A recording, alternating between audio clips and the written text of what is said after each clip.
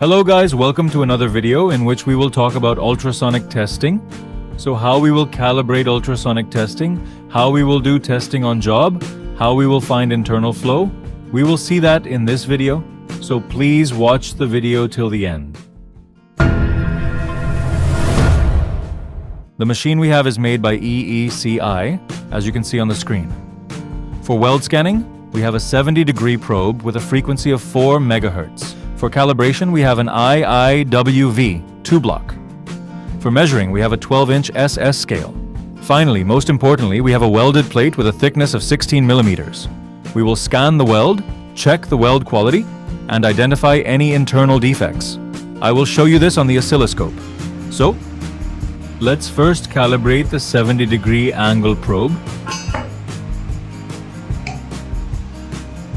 You can see the echo we see on the screen. We will set it to 25 millimeters using the probe 0.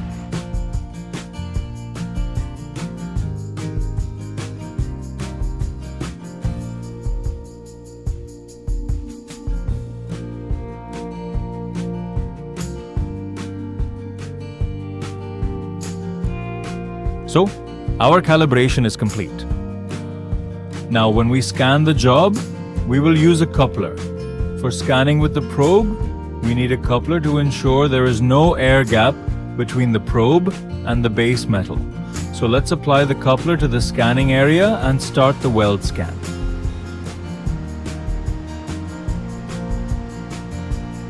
As you can see, we see a defect in this area.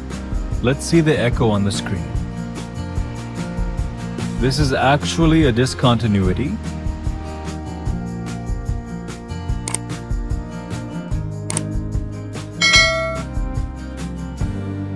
You can see how strong the echo is.